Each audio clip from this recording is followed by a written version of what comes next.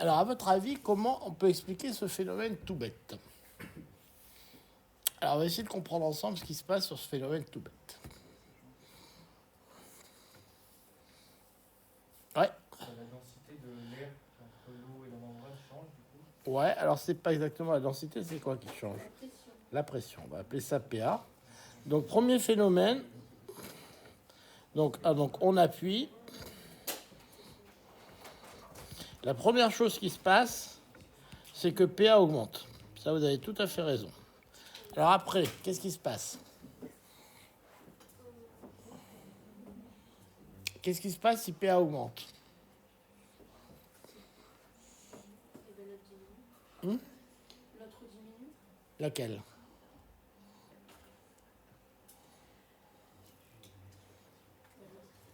L'autre, c'est-à-dire. Mais on peut essayer de me dire où aller, je veux dire. Dans le machin. Là? Alors celle-là, on va l'appeler, si vous voulez, on va l'appeler PB.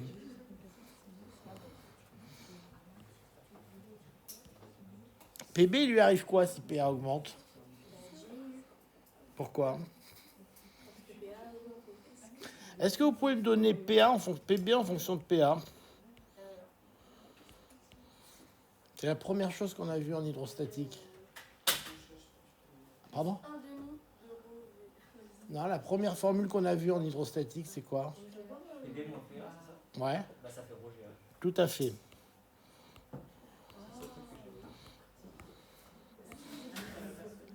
Donc si PA augmente, qu'est-ce qui se passe pour PB? PB va augmenter ou diminuer? Augmenter, on est d'accord.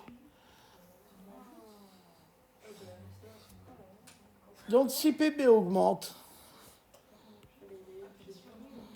Pardon? Le niveau d'eau dans le ludion, qu'est-ce qu'il fait? Ouais.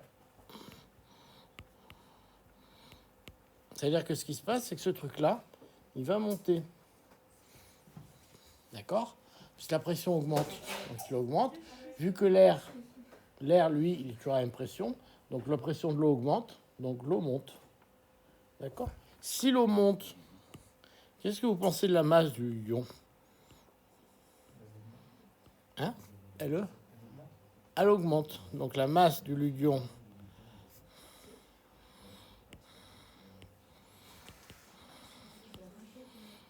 D'accord? Alors ça, c'est logique parce que...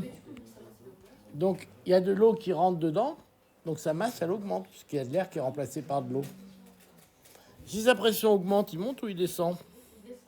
Il descend.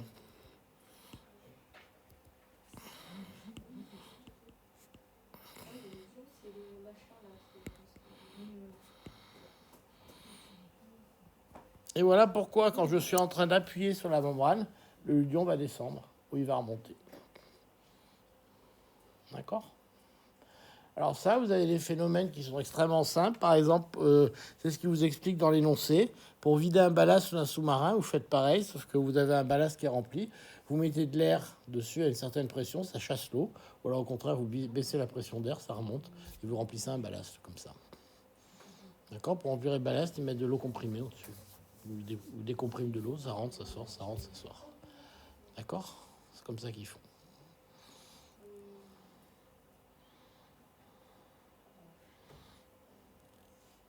Est-ce que tout le monde a compris ce petit raisonnement marrant?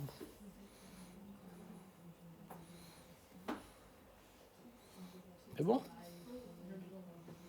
Donc c'était un petit jeu marrant, hein. C'est pas, il n'y a rien de fabuleux, mais c'était juste pour vous expliquer comment on peut jouer avec les pressions dans l'eau. Alors maintenant, on va passer à quelque chose de beaucoup plus compliqué.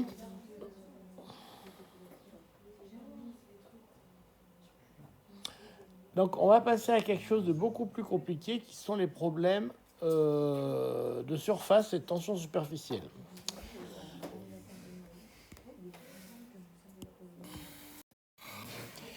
Ouais, excusez-moi, j'ai oublié de donner une formule importante là. Devinez tout de suite. D'accord? Alors ça,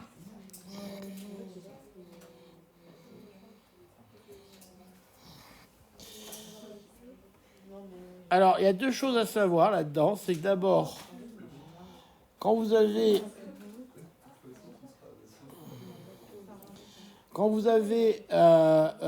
une surface,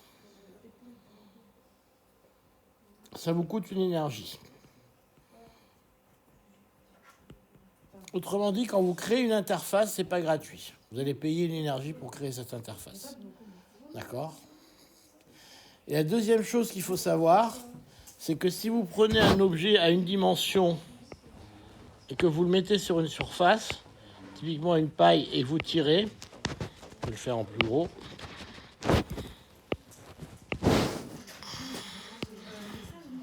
Vous prenez un objet comme ça, puis vous tirez. Vous avez une force qui est proportionnelle à la longueur, ici, de votre objet que vous tirez. Donc, en résumé, qu'est-ce que vous avez à savoir ? Alors, à retenir. Donc, si vous appelez gamma la tension superficielle,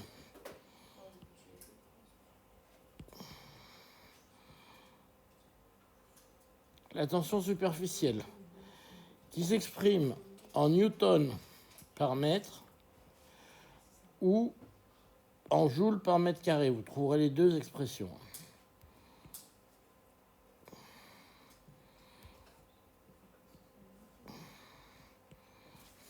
D'accord ? Donc, première chose à savoir, ici, vous avez que la force est égale à gamma fois L. Première chose à savoir. D'accord ? Ouais. En joule par mètre carré.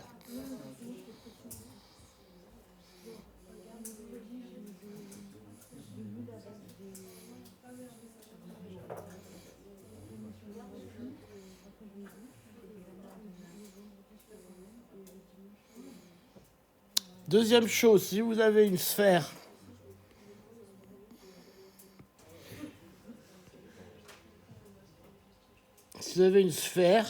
la pression à l'intérieur de la sphère, c'est 2 gamma sur R. D'accord ?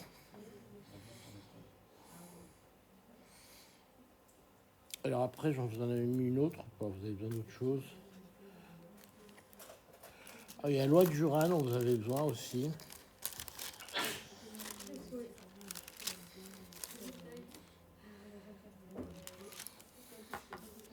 Et alors, si vous prenez un tube comme ça,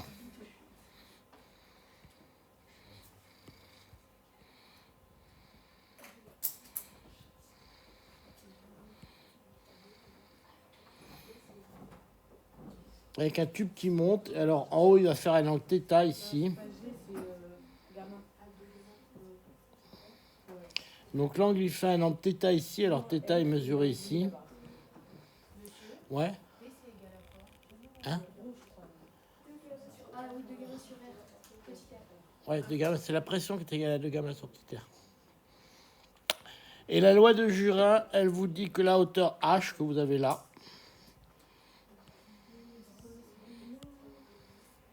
elle est égale à 2 gamma cosinus θ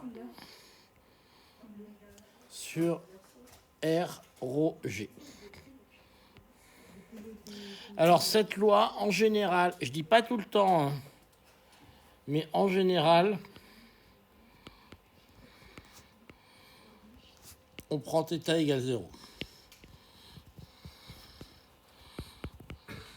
Et je crois que c'est à peu près tout ce que vous avez à savoir au niveau de frottement.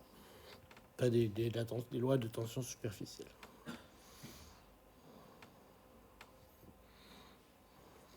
Vous n'arrivez pas à lire. C'est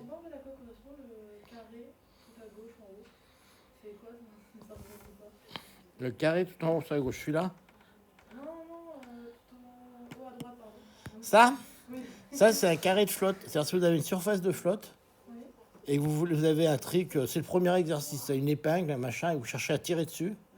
Vous avez une force qui est égale à gamma fois L. C'est de la flotte, si vous voulez, c'est un carré de liquide. Ouais. C'est un rho. Ouais. Moi, du coup, je me demande c'est quoi le R en fait dans R. Ah oui, c'est le diamètre, je ne vais pas marquer effectivement. C'est le diamètre du tube.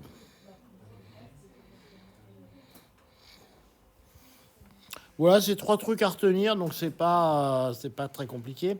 Alors, les applications. Première application toute bête. Donc, vous voyez que la surface est une énergie, d'accord? Puisque vous allez avoir une énergie qui vaut gamma fois la surface. Donc, évidemment, le système n'aura qu'une seule envie, c'est de minimiser son énergie. Donc, il va vouloir créer une énergie, une surface qui est la plus petite possible. Donc, il va vouloir créer une surface qui est minimale, d'où le nom de surface minimale que les matheux aiment bien. C'est-à-dire qu'une surface minimale, c'est une surface, si vous la déformez, vous ne pouvez que augmenter cette surface. Et donc, il va revenir sur la surface de départ. Exemple d'une surface minimale, la sphère. D'accord ? La sphère, c'est une surface minimale. Si vous déformez une sphère en appuyant dessus, vous ne faites qu'augmenter la surface. D'accord ? Donc, si vous êtes sur un ordinateur, vous tapez surface minimale et vous allez trouver... Alors, à 3 dimensions, on n'a pas 50 000 les surfaces minimales. Donc, la sphère est une surface minimale. C'est pour ça qu'une bulle de savon ne se mettra jamais dans n'importe quelle forme. Une bulle de savon se met en sphère. C'est pas un hasard. Elle ne se met pas en cube toute seule. D'accord ? Parce qu'en cube, ça vous coûte plus d'énergie qu'en sphère. Même si vous avez la même surface, vous coûtez plus d'énergie à le mettre en cube qu'à le mettre en sphère. Deuxième chose... pas la même surface, le même volume. Deuxième chose intéressante, les tensions superficielles peuvent varier énormément entre un corps et un autre. Par exemple, vous savez, est-ce que vous avez une idée de pourquoi on se lave les mains avec du savon ?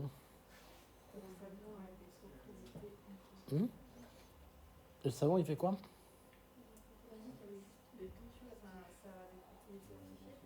Voilà, ça a des propriétés amphiphiles, le savon. Et alors, en fait, si... Et ça veut dire quoi pour vous, les propriétés amphiphiles ?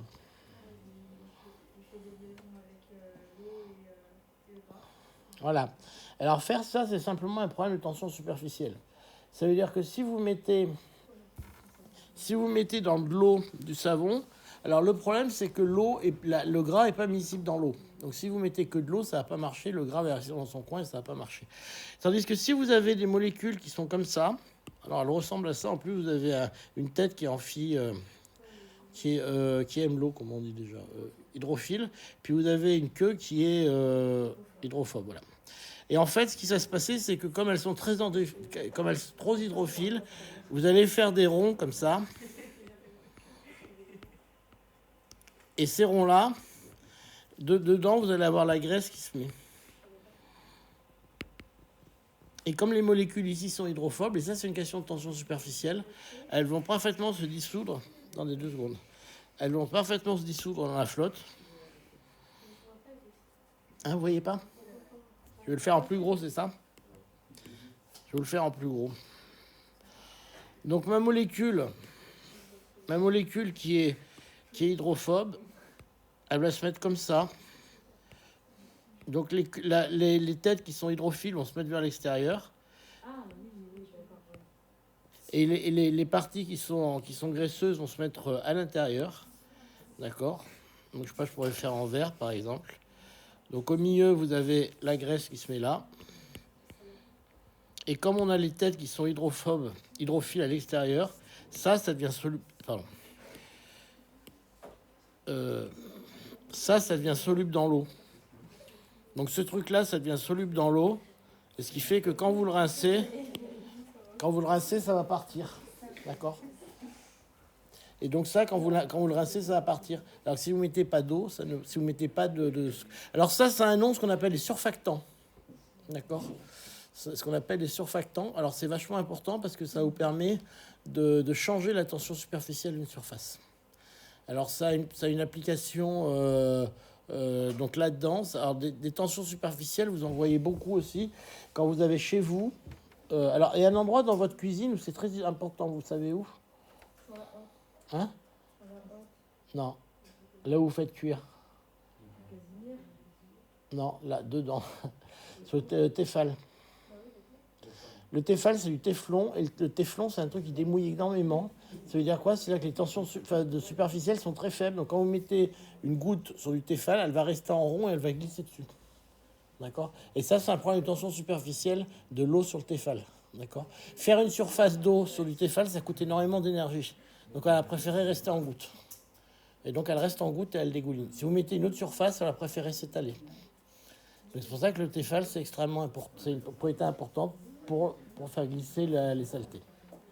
Vous voyez, ça a des choses très importantes. Par exemple, l'eau sur les plantes aussi, est-ce que ça démouille ou pas?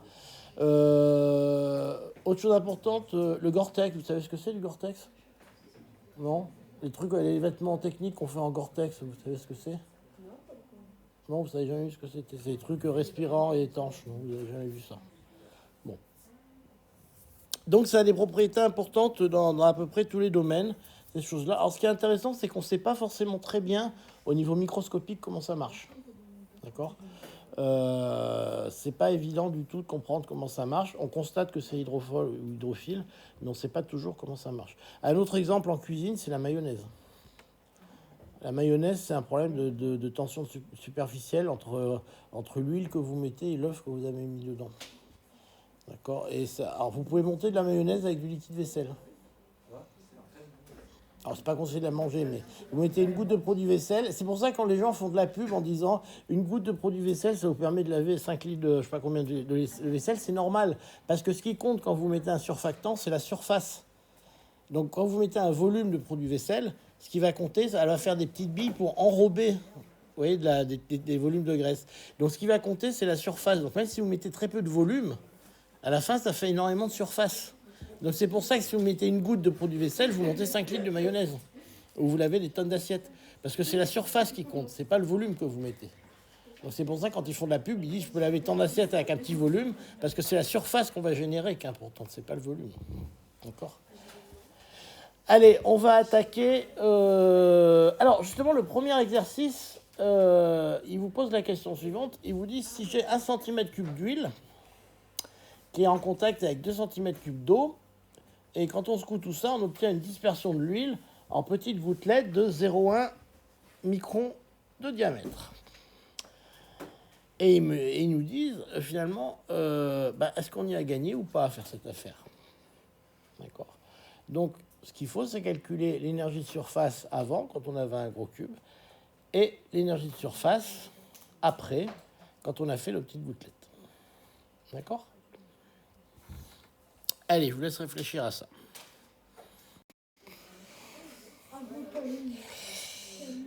Oui, une formule importante, notez-la quand même.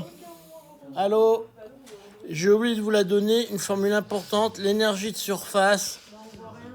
Bah oui, c'est vrai, là, vous voyez rien.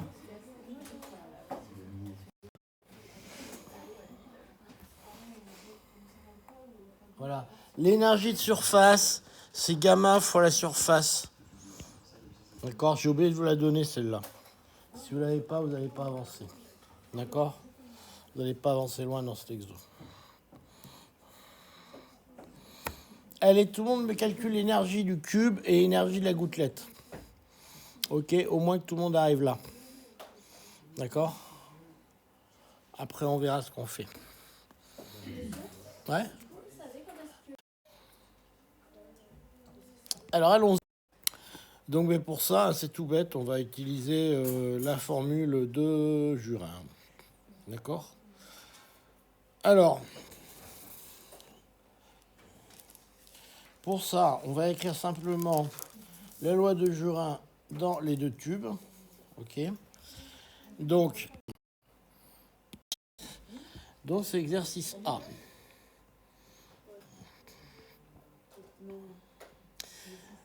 Donc, j'ai une surface de 2 cm d'eau, carré d'eau, on ajoute 1 cm² d'huile. Donc, on va appeler S la surface de 2 cm².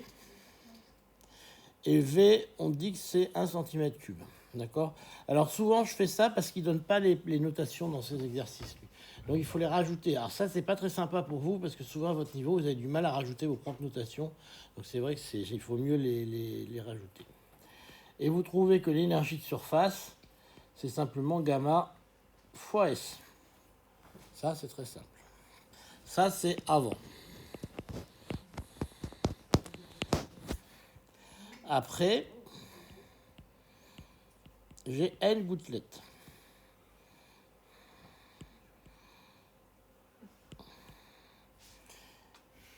Et l'énergie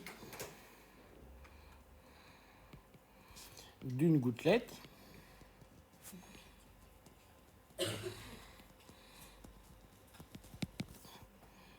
donc je l'appelle E petit g par exemple, ok, c'est gamma fois la surface d'une gouttelette, d'accord. Et ça, je peux l'appeler gamma fois 4 tiers de pi fois le rayon de la gouttelette. Il l'a appelé comment ce truc-là? Bon, on s'en fout, on va l'appeler rayon de la gouttelette. Hein. Ça ira bien comme ça.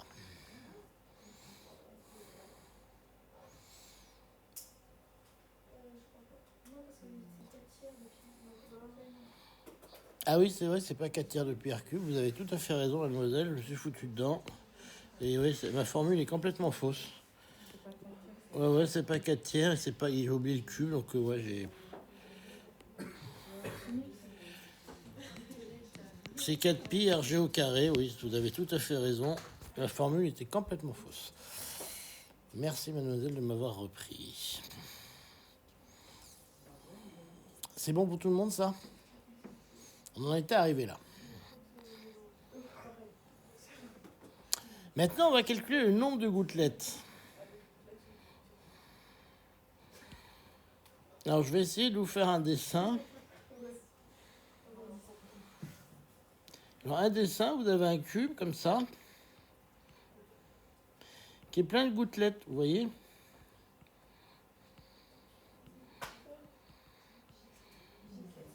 Et alors, moi, je prétends que N, c'est le volume du cube sur le volume de la gouttelette.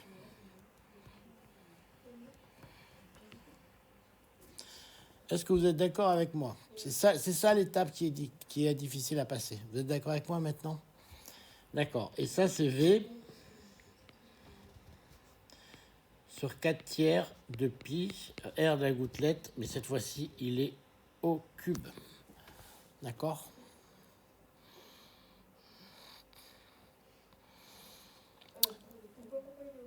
Parce que c'est le volume.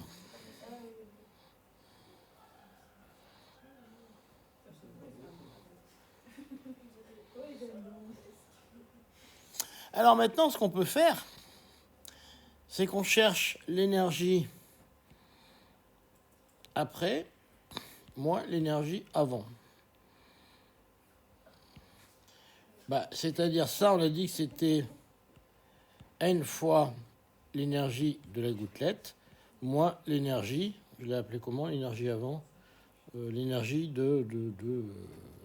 l'énergie avant, quoi.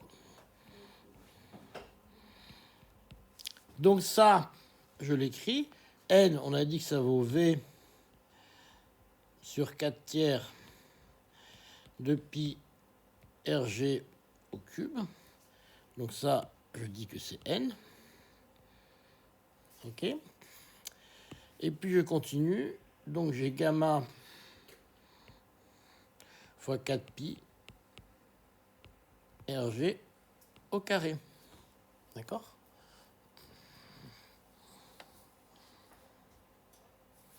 Et puis je soustrais ce que j'avais au début, moins gamma fois S.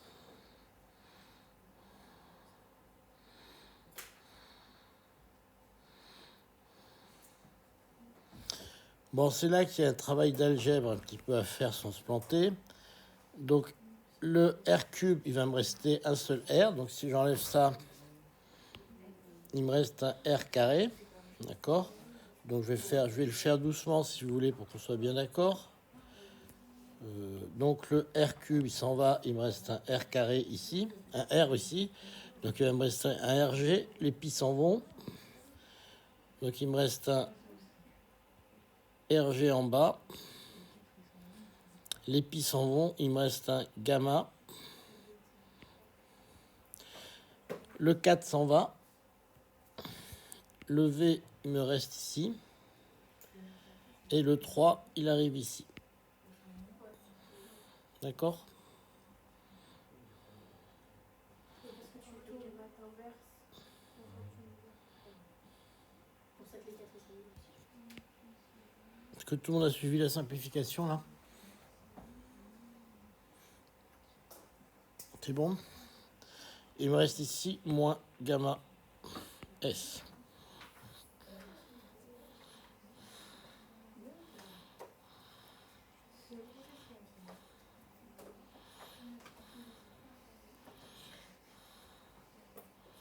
Et vous trouvez que finalement, vous pouvez factoriser le gamma. Et il vous reste un terme qui est égal à 3V sur RG moins S. Donc c'est ça ce qu'on vous demandait comme résultat. Alors déjà, on peut vérifier que dimensionnellement c'est juste. Vous avez bien ici quelque chose qui est équivalent à une surface. Et ça, un volume divisé par un rayon, c'est aussi une surface. Donc ça se passe relativement bien. Alors, ce terme, il peut varier quand même, il peut être positif ou négatif. D'accord?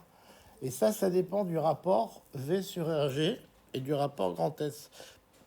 Donc essentiellement, ça dépend. Donc pour un volume V, si on considère un volume V et un grand S fixé, d'accord, ça dépend essentiellement dans la taille des petites gouttes RG.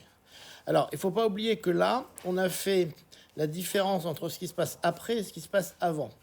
Donc, s'il est positif, on va gagner d'énergie, donc c'est quelque chose qui n'est pas favorable. Si on perd de l'énergie, c'est-à-dire qu'on est négatif, c'est quelque chose qui est favorable. Donc, vous voyez que quand on fait les toutes petites gouttelettes, on a tendance à augmenter cette énergie-là. Donc, ça, c'est pas quelque chose de favorable. Par contre, si on fait des grosses gouttelettes, on peut avoir ce terme-là qui devient négatif. Et ça devient un processus qui peut être favorable. OK ? Donc, essentiellement, on n'a pas du tout intérêt à fracturer en des petites gouttelettes. OK ? C'est ce qu'on tire de cet enseignement. Bon, voilà ce que je voulais dire sur cet exo. Après, je voudrais en faire encore 2 avec vous. Alors, je vous avais... On va faire l'exercice C, qui est un exercice important parce que c'est un grand classique. Alors, quand je vous dis que c'est un grand classique, ça veut dire que si ça sort pas celui-là, il y a son petit copain qui va sortir un jour ou l'autre. Donc, 2 tubes capillaires de diamètre T1 et T2, de diamètre D1 et D2 dans de l'huile d'olive.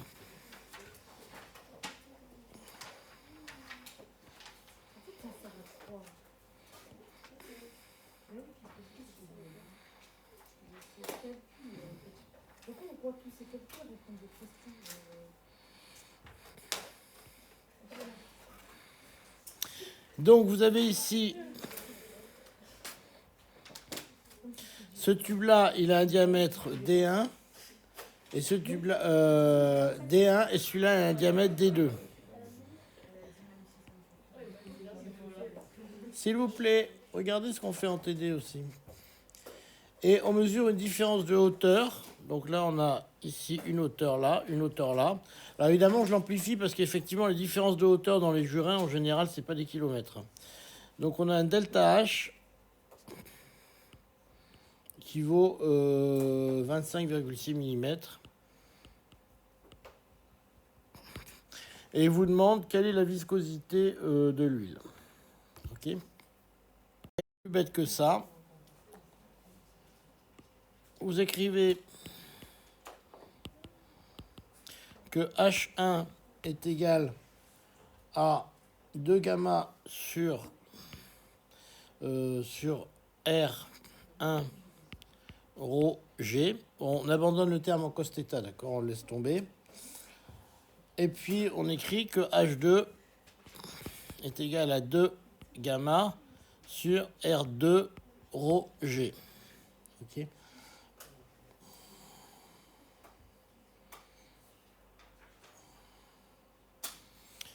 Ça vous donne le résultat immédiatement, le résultat suivant. Si vous faites la soustraction, vous obtenez que H2 moins H1 est égal à 2 gamma sur rho G facteur de 1 sur R2 moins 1 sur R1.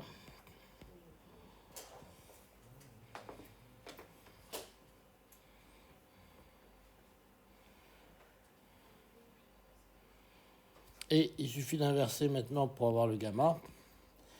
Et vous obtenez que gamma est égal à H2 moins H1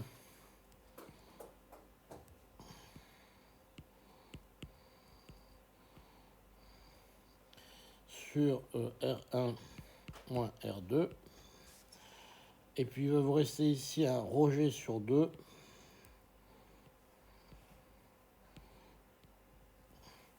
Il va vous rester R1, R2. Et vous trouvez, pour une fois j'ai fait le calcul, 5 10 moins 2.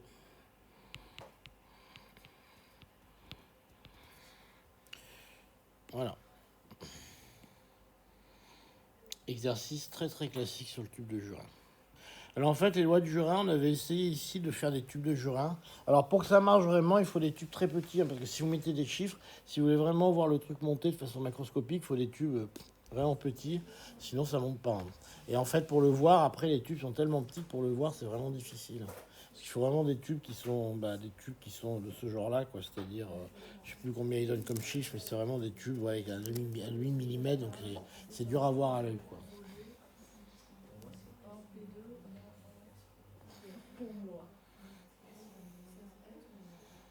Où ça, qu'est-ce que vous n'avez pas à lire? SI. Quand je me souviens plus des unités, je mets SI, comme ça je m'embête pas. Vous pouvez le faire aussi, on ne peut pas vous embêter. Hein. Si on, vous savez plus, vous mettez SI, si c'est vrai, on ne peut pas vous embêter.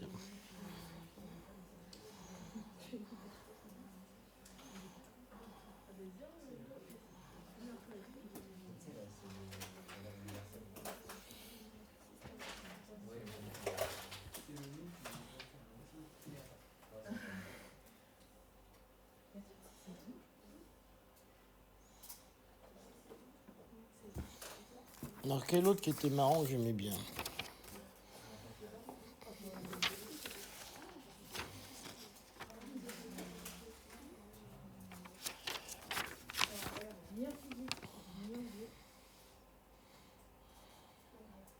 Ah oui, le D était sympa.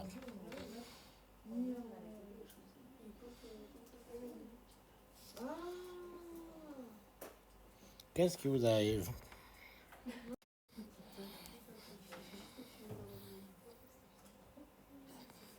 Est-ce que j'ai votre accord là-dessus?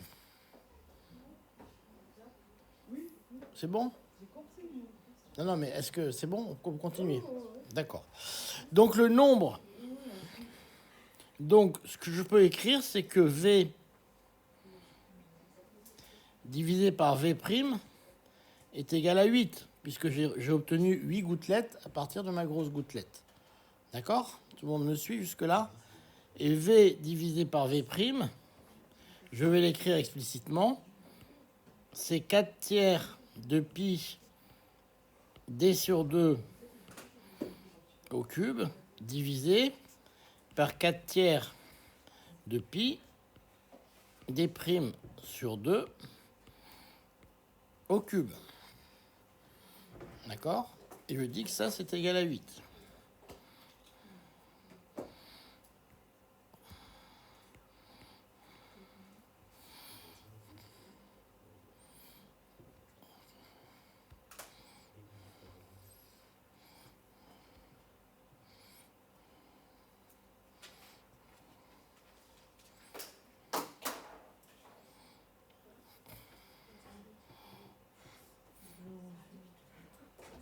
Alors, est-ce qu'à cette étape, vous êtes d'accord? Tout le monde est d'accord?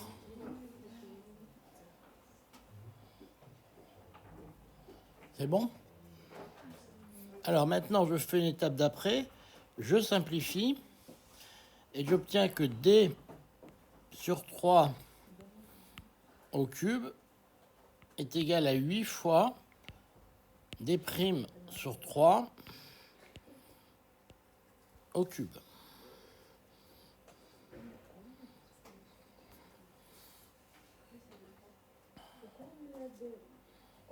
3 alors qu'on était D sur 2. Parce que je me suis trompé.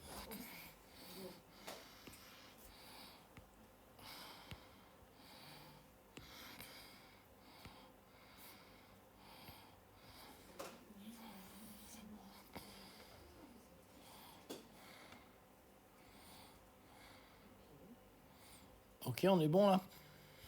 Je continue dans la joie et la bonne humeur. J'écris que 8 puissance moins 1 fois D sur 2 puissance 3 est égal à D' sur 2 fois puissance 3. Ok ?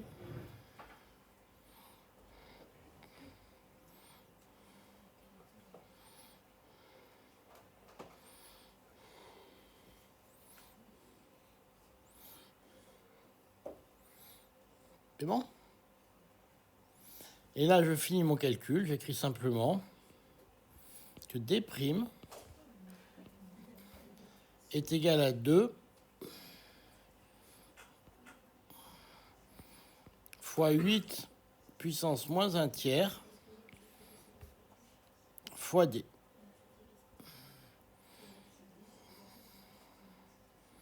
Et non, les deux vont s'en aller, excusez-moi.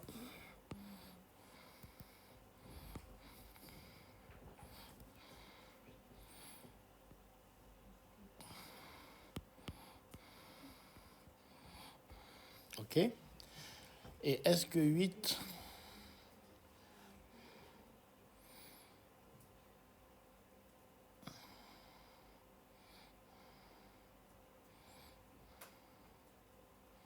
Voilà, vous avez ce résultat-là.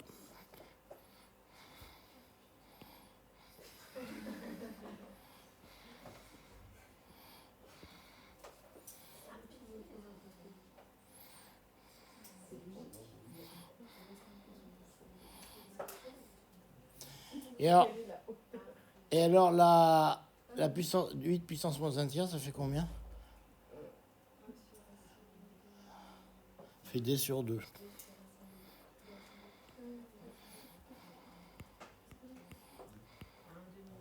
Quelle hauteur minimale doit-on laisser tomber la couche d'eau dès que la même température pour qu'elle forme une aiguille? Alors pourquoi je vais calculer ça? Pour une raison simple, c'est que je veux calculer l'énergie de la goutte avant, ça c'est facile, mais il faut que je calcule l'énergie des petites gouttes. Pour ça, il faut que je puisse calculer leur surface. Et là, il faut que j'ai leur diamètre pour calculer leur surface. D'accord? Et leur surface dépend forcément de la surface de la grosse goutte avant, puisque ça s'est divisé en 8. Hein? Et en fait, ça s'est divisé, le diamètre s'est divisé en 2 parce que 8 égale 2 puissance 3. Donc, je vais arriver ici au fait que la diamètre de la petite goutte égale à D, la puissance 3.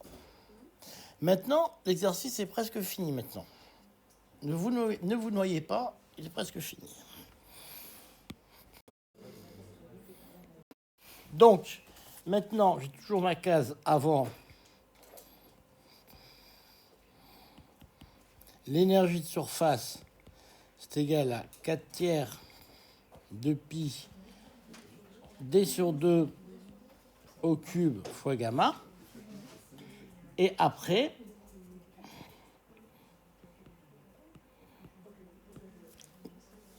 vous avez une question? C'est bon, vous avez compris au fond? Là, je suis sur le avant-après, donc écoutez, c'est important. Après l'énergie, c'est 8 fois, donc ce terme est important parce que j'ai 2 gouttelettes, 4 tiers de pi D' sur 2 au carré. Quoi?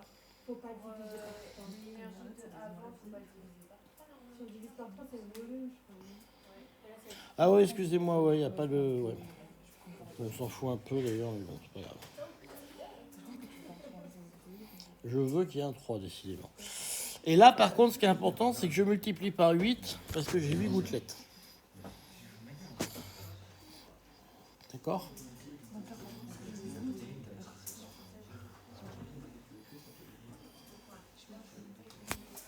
Alors, je finis ça. Ça, c'est égal à 4. Alors, les 4 vont se simplifier, d'accord? Ça me fait pi d2 gamma. Et ça va me faire 8 pi d' au carré gamma. Sauf que d', je sais que c'est d sur 2. D'accord? Donc d sur 2 au carré, ça va me faire d sur 4. Et il me restera un 2 pi d au carré gamma.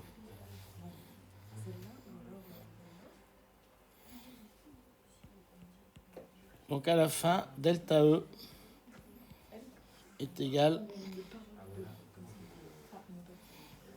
à moins pi d au carré gamma.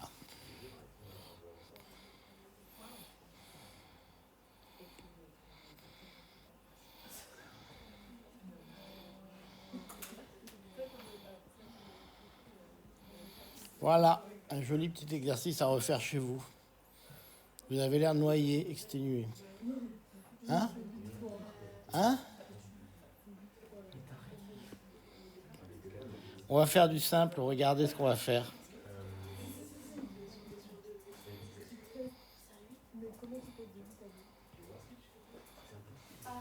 Tu as un 4 qui va apparaître ici. Tu as un D sur 2 qui va s'élever au carré, ça va faire 4, et tu simplifies, ça fait un 2. Non. Parce que t'as 2 au quart.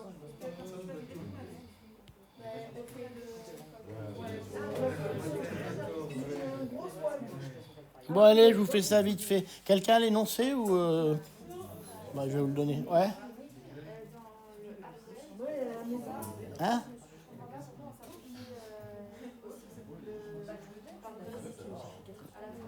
Parce que D', c'est D sur 2.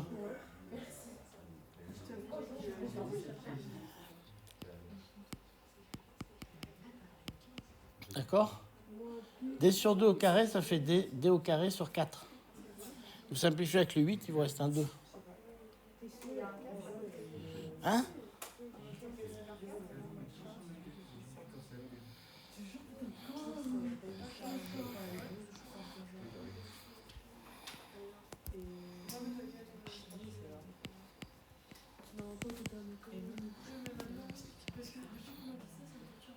T'es d'accord avec moi? 8 divisé par 4, ça fait 2.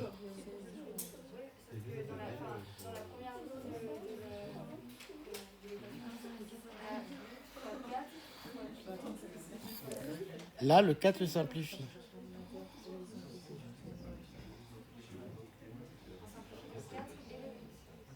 Non. Là, je simplifie le 4. Il me reste un D'.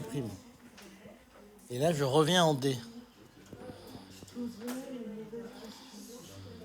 Non.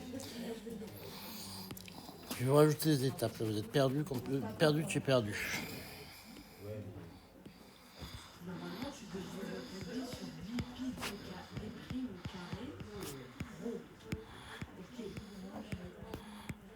Vous êtes d'accord avec moi?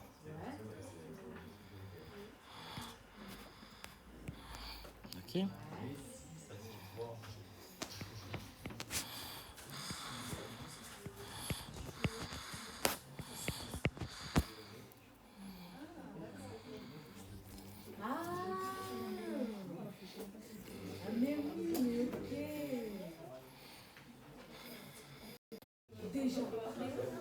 Donc,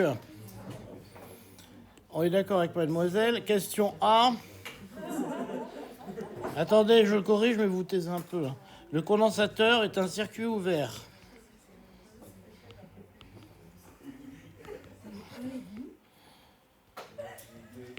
Donc le schéma équivalent, c'est ça.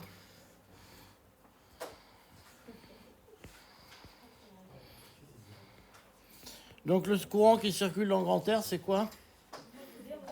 I0. D'accord?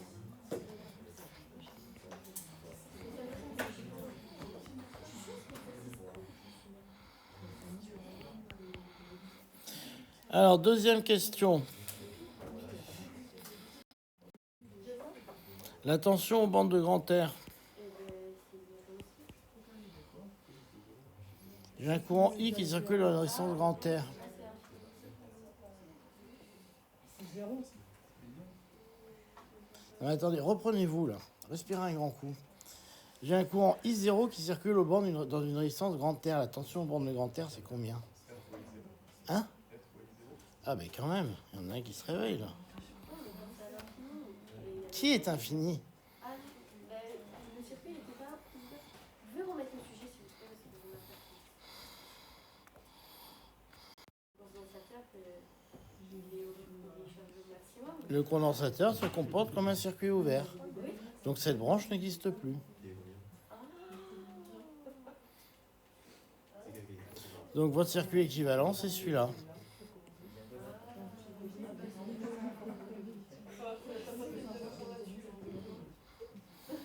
Donc vous voyez, le circuit est 0 et la tension c'est RI0. Si vous aviez compris que c'est un circuit ouvert, c'est pas très compliqué. Le circuit équivalent c'était ça. On peut pas dire que ça soit très très compliqué. Vous êtes d'accord avec moi? Bon, allez. Le schéma, comme il était dessiné sur la copie, c'était compliqué. Ah ouais. Sachant que, enfin, moi personnellement, j'ai refait tous les exercices. Mais vous aviez trouvé que la kappa c'était un circuit ouvert. Donc si vous avez trouvé comment on passe de là à là, je comprends pas comment vous êtes trompé dans la suite. Je me suis trompée à partir du moment du B, du petit B. Non mais vous avez trouvé comment on passe de là à là. C'était ça qui était difficile. De toute façon, vous avez compris qu'une kappa à temps long, ça fait un circuit ouvert. J'ai pas capté qu'il était qu'il était pensé. Parce que là, une fois que vous avez ça, c'est fini. Vous avez fait le plus difficile. Justement, j'ai fait la moitié du truc. Ouais. Bon. Le courant dans la branche C.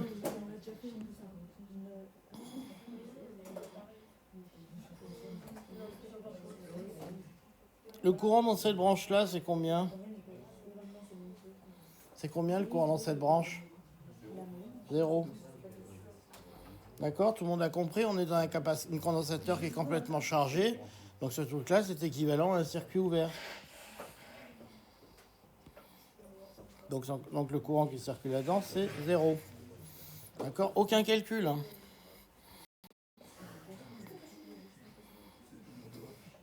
Je suis dans un circuit comme ça. U petit r vaut quoi? U petit r vaut quoi?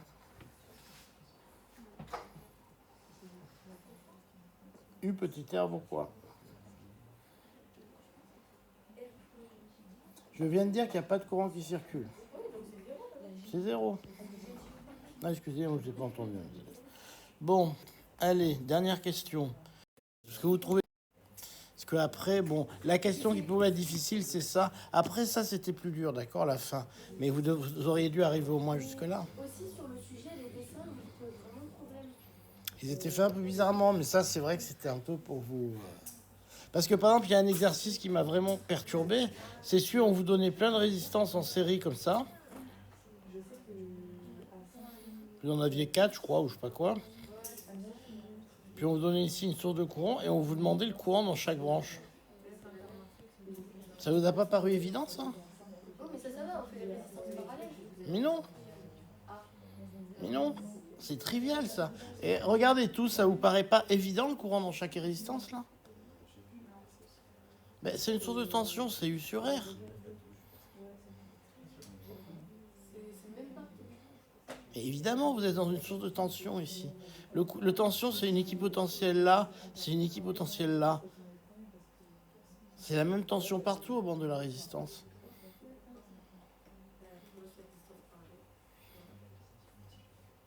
On ne vous demandait pas la résistance équivalente.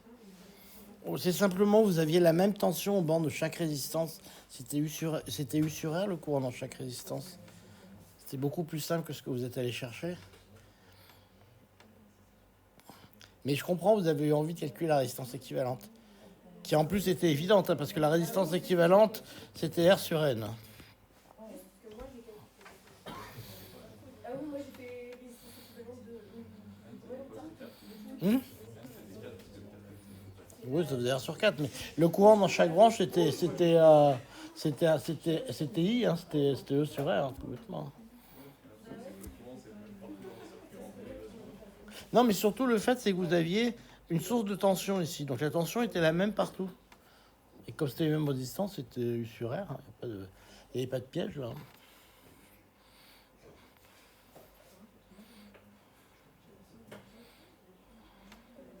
Non, et cet examen, le problème, c'est que si vous avez bien compris, il était très facile. Parce que vous voyez, tout ce qu'on a fait sur la question 3, on l'a fait en 10 minutes. Hein. L'exercice 5 aussi. C'était quoi le 5? Aucune idée, je me rappelle pas exactement, c'était sur les diodes. Allez. On vous demandait simplement de regarder. Vous aviez le I qui était comme ça, si je n'abuse. Et le V qui était comme ça. Et vous aviez ici des diodes qui étaient comme ça. Et on vous demandait une pile. La caractéristique d'une pile, c'est U est égal à E moins RI. D'accord? Et il fallait simplement superposer les caractéristiques de la pile. C'était vraiment tout con. Hein. Et vous trouviez selon les diodes le point de fonctionnement ici, ici ou ici. C'était uniquement ça qu'il fallait faire. C'était ça qu'on vous demandait, c'est tout bête. Mais si vous n'avez pas saisi, c'est normal que vous n'ayez pas réussi à le faire. C'était ça le point de fonctionnement, c'est tout ce qu'on vous demandait. Vous avez 3 points en fonction des diodes, quoi. Donc c'était vraiment tout bête. Hein.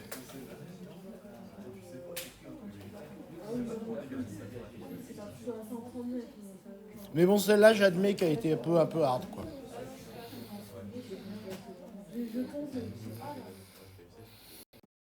Il fallait juste regarder si vous faisiez bien le dessin, parce que c'était bien foutu, parce que ça montait carrément en haut et ça tracé ici en diagonale. Les valeurs étaient bien prises pour que ça fasse un beau dessin. Il suffisait de regarder cette valeur et cette valeur, et puis c'était tout. C'est tout ce qu'on vous demandait.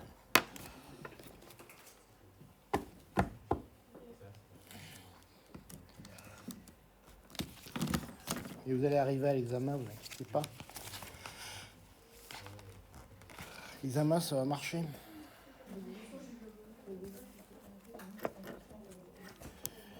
Il faut garder la foi. En fait, j'ai l'impression qu'il y en a plein de vous qui ont les capacités pour y arriver, hein, quand je vois autour de vous. Non, en soi, pour CCC, on n'attendait pas à des notes de... Non, moi, c'est le travail. Ouais. Ah bah, vous, typiquement, quand vous êtes au fond, vous avez souvent à peu près l'idée de ce qu'il faut faire. À peu près l'idée. Mais comme vous n'avez pas appris votre cours, vous n'avez pas les outils pour y arriver. Mais vous avez l'idée.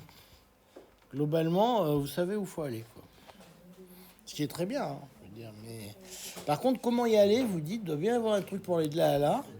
Ouais, le truc pour aller de là à là, il est en cours.